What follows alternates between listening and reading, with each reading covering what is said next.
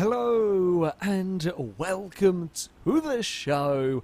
The Hot Wheels Showdown is actually throwing up some interesting questions when it comes to, well, vehicles and builds and so on. Trying to find the right mixture between outright straight line speed and corner grip is, proving very interesting. Currently, this BMW M3 is leading the way. Today's challenger, I don't know what car we are going to be using, as it is down to the, as a twin mill drives past, it is down to the gods of Forza to decide. We will be heading over to the Wheelspin.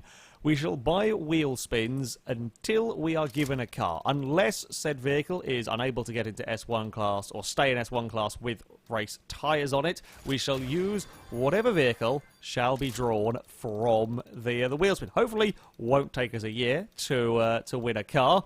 So far, my luck is not going particularly well on the Wheelspin front. I do not have good luck when it comes to these in any way, shape, or form. I think we've won about 30,000 credits and spent 210,000 so far. If we win a Horizon Edition car, that can be run, and I wouldn't complain too much at winning one of them. Unlikely, I'll be honest. An Escort Cosworth would be an interesting vehicle to take around the course. It's not going to be that. Ideally, we wouldn't have another M3 run, but if that's what the gods of Forza have decided, I much prefer the old M3s anyway, but if that's what they decide, that is what it shall. Wow, we are not having any luck. I mean, the Raptor would have been difficult, but I would have taken a Raptor. Come on, game. Let's have a car. Let's not have boring money. We're being really boring now. Just a Mustang Boss? Yeah, I don't think it would be massively quick. I think it would be too oversteery and out of control. But a Mustang Boss, a Plymouth Fury, or the Raptor again? No, you don't feel like giving me a car at all. We're going to win something. It's a cts-v.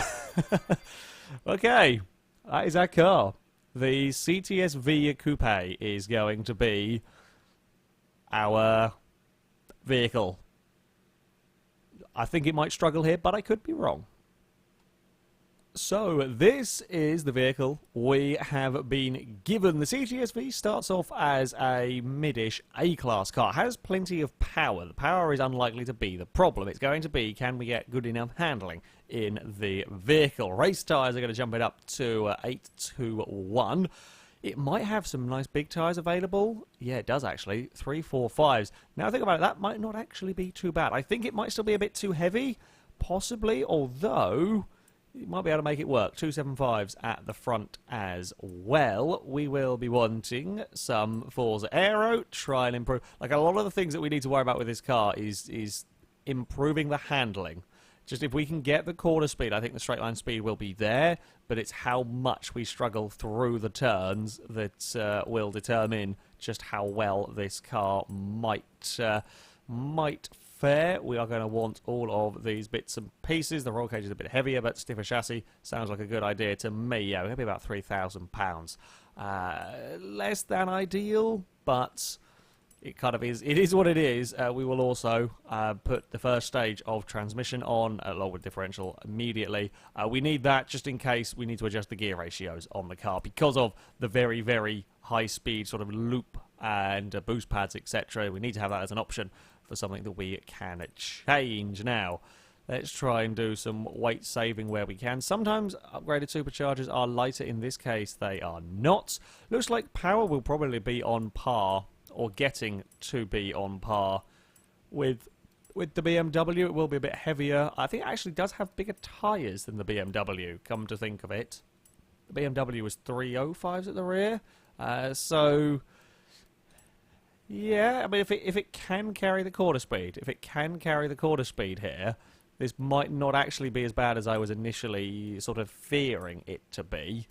We can't quite get the first stage. So yeah, we're almost 800 horsepower in our cts-v, which is good. Can't complain at that. But the weight is a little bit higher. Let's go drop on, the drive line. We're sticking a clutch as well. I will check just to see if the flywheel can be snuck on the final stage. I don't think so. No, it won't be able to. 796 horsepower with almost 700 torque. It does weigh 3,000 pounds, but some very, very big tyres might help counteract all of that. Likely to be better handling than the likes of the Gremlin as well. So, yeah, should be an interesting one. So, we are bringing the Cadillac to the skyscraper takeoff circuit, where it will have 5 laps to try and go as fast as possible. The target, that BMW M3, is a 1:33.7. A very quick time around here.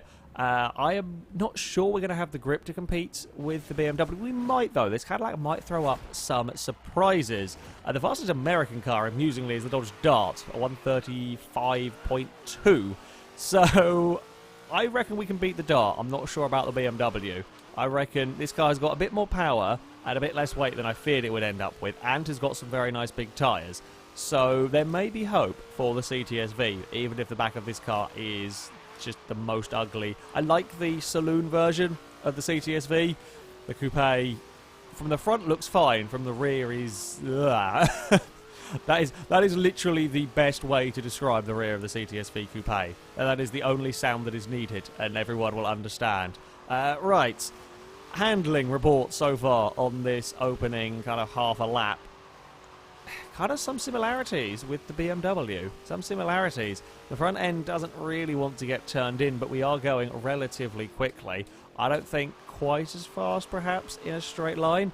BMW had similar levels of horsepower, I think a little bit lighter than this car, so it's perhaps understandable that would be quicker accelerating. Certainly, we've got nowhere near the straight line speed of the Gremlin, but we are likely to be considerably faster through the corners. We've got much, much more grip. While out of these sort of long sweeping corners, the high-powered rear-wheel drive cars, or the high-powered front-wheel drive cars, won't have issues with Wheelspin, because you're already up to 120 or so miles an hour. The slower speed stuff around sort of the final couple of corners, turn 1, turn 2, that's where you are going to get into trouble with those vehicles. It's only 213 miles an hour off the boost pads and around the loop. That can be better, I think. It's a 37.6 as an opening lap time. A couple of places where I definitely think that we can improve upon. Gonna have to wait and see. Can we be flat through turn 3? Definitely not. Definitely not. Oh, God, dipping a wheel over the edge there caused some real problems as we run up the top of the hill. Again, the back end just ever so faintly thinking about stepping out of line. It's not going to be fun around this next corner. Yeah, it doesn't really like some of these higher speed turns. The banked corners, it's okay at. The banked corners we've got no problems with, and we can launch the vehicle out of here with some good speed. Can we crack 170 before we get on the brakes? No, 164.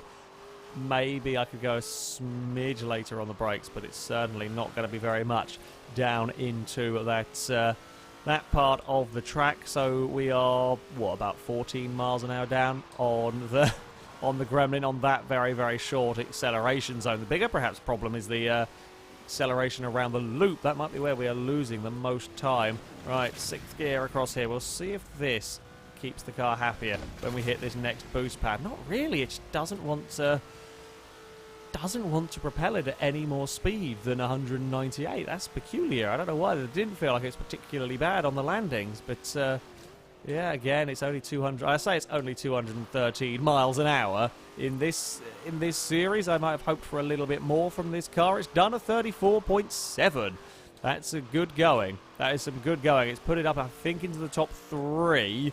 I think I actually have it second. I think that's a little bit quicker than the Eclipse. It's very, very close between the Eclipse and the NSX at that 34 section. But we need a second. We need another second onto the lap time with the cts-v if we are going to be going faster. I'm not sure. Well, I say I'm not sure. I know where we could certainly find some of the time if we could actually get a good run through the loop, but the Cadillac just doesn't want to launch off the secondary boost pad. Now, part of the problem, the way that the boost pads work at this circuit, the first boost pad is the kind of the main one. The one that launches it across the jump is the one that gives you the most... Oh, we've lost the wing. Never mind. We're on sort of only visual damage, so it won't affect the car's performance. The first boost pad we hit is the one that gives the car the majority of its speed. The second boost pad is only a sort of top-up. You can tell this because if, for whatever reason, you have to have the car reset and you hit the second boost pad with essentially no speed, you only gain a tiny amount of momentum. That's more like it from the cts-v. We have got the speed up to that 211 mile an hour mark. We kind of fluffed it a little bit around the loop. It's a bit better off of the turn. Now, the overall lap time here is unlikely to be any better because of scruffiness elsewhere. But that gives it some hope in that we can potentially get it working if we align everything correctly. Maybe I was just bobbling the cars ever so slightly wrong. Can we be braver around this turn 3? You do not want to go any closer to the edge of the course than that. It's actually, now the tyres have kind of warmed up, I got the hang of this car, actually quite enjoying it. Yeah, I'm quite liking this cts-v. It gets a little bit, where I don't like it, and I had a slight panic, as we leave that split section, it gets a little bit unhappy. It's kind of across the crest, the rear end gets quite loose, and we haven't really seen that from cars. That's why I definitely won't be taking the tyres line, because the hills in that are even more extreme, and that can cause vehicles a fair share of issues. And this, on the easier part, is wanting to break loose, won't be much fun elsewhere. So yeah, I'm going to have a big break sort of out of that section. Won't help this particular lap time either. I think we want to leave the car in fifth. Actually got some very long gears in the cts-v. I think if we leave it in fifth, head across here, because fifth will still go up towards the 200. I can't get this. It's a better run. We're at 202 miles an hour. But, yeah, that's a funny one. I can't quite figure out that car. Yeah, it's a better run this time around. But it's not massively, it's not quite got the speed from some cars we've seen. It is a fraction quicker, a 34.5, so it's definitely in a solid second place for the cts-v. I'm enjoying this car a lot more around here than I thought I would. I remember driving this car for the first time on Forza 6, and it did turn out to be a better vehicle than I was expecting it to be. I thought it would be too heavy and too ungainly through the corners for the Hot Wheels circuit, but it isn't. Credit to the car. It might be utterly hideous from the back, but it is actually driving very, very nicely indeed around this circuit, and we are on, I think, a pretty good lap. If we can string this all together, keep the car out of the walls, don't make any silly mistakes. I don't think it's going to be good enough to beat that M3. I think the BMW was... Oh no, we got to oversteer at the wrong time. It's that perennial trying to push the car that bit harder at every point on the track at a small flick of oversteer. As I was saying, just as we did that, I think the BMW is overall a little bit of a nicer car to drive. Actually, some real similarities between the pair of them, which is unexpected, to say the least. Yeah, if you get that boost pad in the middle between the left and right one, that was actually, of the middle one and the right one, sorry, that was working quite nicely, but still it's not going to be very good off the hill. Only 217. The dart was quicker. Oh, and then we can't stop it in time either.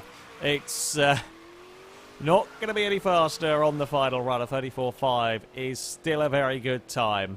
Still a very good time indeed from this car. Second place.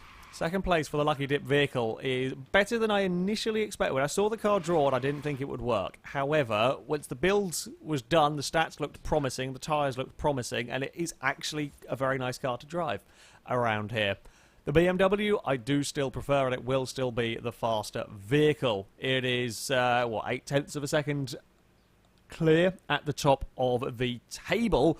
The cts-v beats the NSX, it beats the Eclipse, the Civic Type R, and the 911 GT2. So it's definitely capable of carrying the quarter speed. I think the rear end of this car, even with the big tyres, is a little bit more lively, surprisingly, than the BMW. Did catch me out in a couple of places, but it's certainly not got the outright quarter pace of the likes of the NSX, but it does have the straight line speed to make up for it.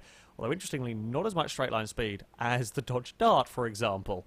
That's Surprising one. I thought it might keep on pace with the Dart, but apparently not. But there we go. The Forza gods were relatively kind to me in terms of their car choice this time around. Certainly a lot better than the Rolls-Royce. That, though, is going to be it for this video, guys. Thank you very much for watching, and until next time, goodbye.